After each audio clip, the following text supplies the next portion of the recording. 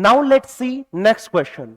Which of the following sample contains the largest number of atoms. किसमें सबसे ज्यादा atoms दिखाई देंगे? तो again it is the question from mole. Mole का सवाल है. आपको सभी के लिए मोल कैलकुलेट करने होंगे. 1 gram of CO2, 1 gram of C8H18, सबके लिए मोल निकालेंगे.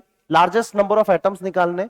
1 ग्राम CO2, तो number of moles, number of moles of CO2 1 divided by molecular mass CO2 का 44.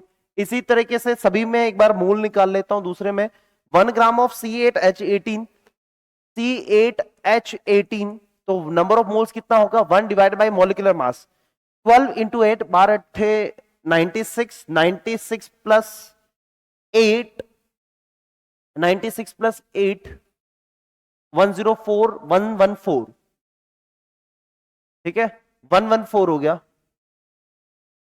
114. इसी तरीके से नंबर ऑफ मोल्स ऑफ तीसरा वाला निकाल लें. C2H6, C2H6 mass upon molecular mass 1 upon 12 दूनी 24, 24 plus 6 30 mass upon molecular mass. चौथे के लिए देखते हैं. मास 1 divide by molecular mass lithium का लगभग 9 या 7 plus 19 LIF 1 divide by 7 plus 19, 19 plus 7 कितना हो गया? 26, है ना. लिथियम का लगभग 7 और फ्लोरीन का लगभग 19, तो दैट इज नियरली 26. इतने तो मोल हुए. तो मुझे बताइए मोल ऑफ एटम्स कितने होंगे? एटम्स कितने होंगे? एटम्स कितने होंगे? तो 1/114 इंटू Na, नहीं, इंटू Na. इतने तो मॉलिक्यूल्स हुए. एक मोल का मतलब इतने मॉलिक्यूल्स इंटू अवोगाद्रो इंटू आपके पास नंबर ऑफ एटम्स कितने? 8 प्लस 18 कितने? 8 प्लस 18 कितने होगा बेटा? 8 प्लस 18 22, 26, 26. एक में इतने एटम्स हैं. फिर दूसरे वाले में 1/30 इंटू Na, इतने तो मॉलिक्यूल, और एक मॉलिक्यूल के अंदर कितने एटम्स? तो आपके पास 2 प्लस 6 8 एटम्स. तीसरे में देखते हैं तो 1/26 इंटू Na, इतने तो molecules, into number of atoms, यानी कि एक में कितने एटम्स हैं आपके पास? 2 एटम्स हैं. अब इनको कैलकुलेट करना है. चलिए अब इसको कैलकुलेट करके देखिए कि सबसे छोटी और सबसे बड़ी वैल्यू कौन कौन सी दिखाई दे रही है. तो आपके पास which of the having the largest number of atoms, सबसे बड़ा नंबर कौन सा होगा? Na की वैल्यू रखने की जरूरत नहीं, वो कॉमन है. सबसे बड़ा नंबर आपको कौन सा होगा वो आपको देखना है. 26, उसको 30 ले लीजिए, 30 और नीचे 120 ले लीजिए, तो 30 4 बार लगभग 1/4 के आसपास, 1/4 Na के आसपास बनेगा. ये कितना बनेगा? 8 चौक 32, ये भी लगभग 1/4 Na के आसपास बनेगा.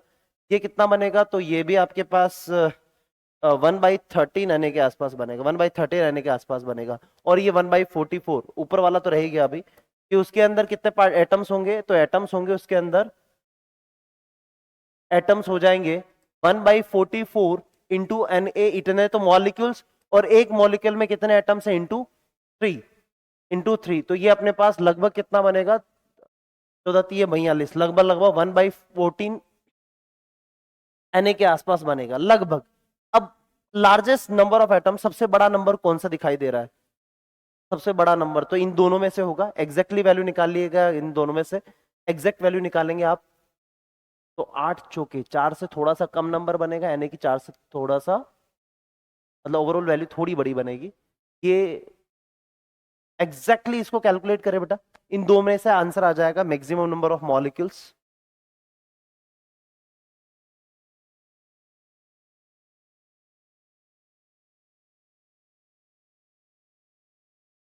यस. तो अगर आप इसको कैलकुलेट करते हैं, तो कैलकुलेट करने पर सबसे जो बड़ा नंबर आ रहा है इन सारों में, अप्रोक्सीमेशन के हिसाब से हम 2 पर तो आ चुके हैं, लेकिन यहां से अब हमें एग्जैक्ट वैल्यू निकालनी है. तो आप यहां से निकालेंगे तो सबसे बड़ी जो वैल्यू है, लार्जेस्ट वैल्यू जो दिखाई देगी, ये दिखाई दे रही है, ये दिखाई दे रही है. तो सबसे बड़ा number of molecule, number of atoms किस में दिखाई दे रहा है? That is answer number 3 C2H6 के अंदर. ऑलराइट.